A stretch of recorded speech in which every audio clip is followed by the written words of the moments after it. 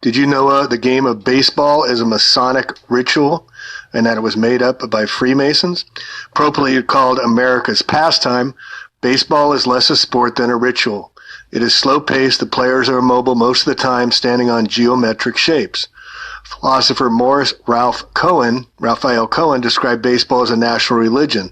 Almost all ancient civilizations had some sort of ritualistic sporting event that mixed athletic prowess with religious beliefs. Playing ball engaged one in the maintenance of the cosmic order of the universe and the ritual regeneration of life, the G inside the Freemasonics, regeneration. It was a game of chance, skill, and trickery reflecting life. The team effort engaged individuals in shared behavior and culture, introducing, reinforcing, and reinventing the game of life and people's place in the cosmic order. The Mayans, the Greeks, the Romans, all other civilizations played sports. George Washington was a Grand Master Lodge Freemason. We pretty much all know that. Also, the United States Capitol has Freemasonic symbolism everywhere. The invention of baseball is usually credited with Abner Doubleday in 1870. Doubleday was a United States Army officer and Union general in the American Civil War. After he retired, he became a prominent member of the Theosophical Society, an organization that researches the esoteric and the occult. No doubt he had extensive knowledge of occult symbols, sacred geometry, and numerology. All right, so the square and the compass, look at the ball field. Pretty obvious when you see it with a new set of eyes. The field bears an astonishing resemblance to the square and the compass of Freemasonry. The field from home plate to the left and right field wall forms a compass. The entire outfield wall is the semicircle which this compass draws. Upside down, overlapping this compass, the bases form the square. Thus, the baseball field is the emblem of Freemasonry circling the square. The checkerboard, you notice how they cut the lawns like a checkerboard? It's not by accident. Newer addition to baseball is also significantly Freemason, found on the floor of most Freemason lodges. It's the path of life or the game of life, and we are just pawns in the game. All right, numerology. The numerology aspect of baseball is something to look at closely. It relates directly to the sacred numbers. 3, 6, and 9 know the universe, Nikola Tesla said. You'll notice that almost all numbers related to baseball are multiples of the divisors of 9. We get 3 strikes, 3 outs, 9 fielding positions, 9 innings, 27 outs per game, 81 home games, and 81 games on the road, 162 games.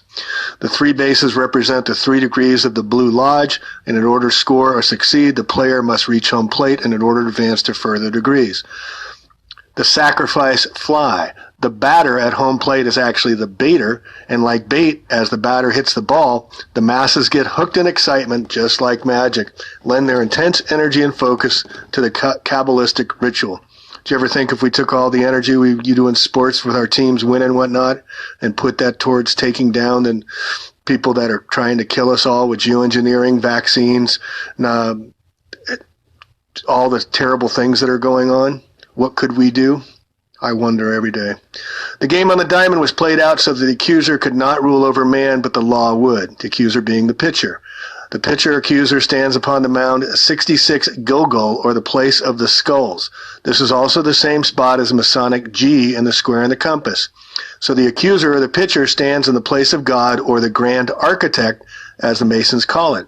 The accuser's dominion is the cycles of birth and rebirth, and if you're counting, it's 60 feet, 6 inches away from home plate is the pitcher's mound. Can't make this stuff up. Accuser stands upon the mound to split the batter in two. He is trying to rule over the batter by accusing the batter or baiting him. The baseball represents the pod, or the power of death. The bat represents the whole of law, and by law the accuser is thwarted, so that he cannot use the power of death against the batter. The batter is like Job. He takes a side, but that leaves the other side unprotected. That is why the batter must be successful at least 1/3 of the time, hence 3 strikes and you're out. Abner Doubleday, the founder of baseball, means my father is light, and Doubleday explains himself. 3 measures of light to the inventor. He chose the name for a specific reason. Kabbalistically, the game was created as a ritual to make men ever vigilant against the accuser and to innately know when he was in danger of tyranny because of the accuser or the pitcher. Who's pitches us, folks? We get pitched on TV all the time with ads. Think about that one. When you point the accusing finger, 3 fingers point back at you. The bat, the whole image of the law, and the ball, the power of the death, play out on a diamond, represents the 3-dimensional world of form. When someone puts the power of death, in this case the ball, out of reach of judgment, that is the true seed potential and why the home run hitter is the ultimate hero of humanity. He has used the law to free himself of all tyranny, and in turn, anyone on the path at the time he has done, all becomes free to roam the paths. This is Kabbalistically the 32 paths of humanity that all became open to tread upon and travel. This is important because it allows all men to reach their fruition in their time and in their place. The timely hit allows a seed of potential to reach absolute fame and fortune, and this is the crux of the American dream. So to speak, Rogers, the Raja Hornsby, an original member of the Baseball Hall of Fame, is listed on a Masonic site. The baseball stars are Freemasons Grover Alexander, Ty Cobb, Carl Hubble, Branch Rickney, Honus Wagner, and Cy Young. Doubleday was a career United States Army officer and Union general in the American Civil War. He fired the first shot in defense of Fort Sumter, the opening battle of the war between the states. This happened on the northern 33 degree of latitude at Fort Sumter and is so noted in Masonic decipherings. This is how long this stuff's been going on, folks.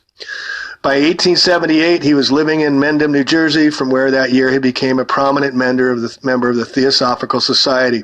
When 2 founders of the society, Helen Blavatsky and Henry Steele Olcott, moved to India at the end of the year, he was constituted as the president of the American Theosophical Body. In addition, he is known for his popular myth that he invented baseball, which has been debunked by almost all sports historians. The lore of baseball credits Doubleday with inventing the game, supposedly in Eli Finney's cow pasture in Cooperstown, William Cooper, New York, 1839. So I just wanted to share that with you. I'll put this in the notes. It gets a little deeper into it as well. But again, we're being played, bred in circuses. When we wake up, we'll realize that this has all been by a plan. And by waking up, we break the siegel, we break the black magic, we see with new eyes what they are doing, and they can no longer hold the power. This is why we need to look at this. We need to shine our light into the dark. All right, plain truth out, peace, love one another.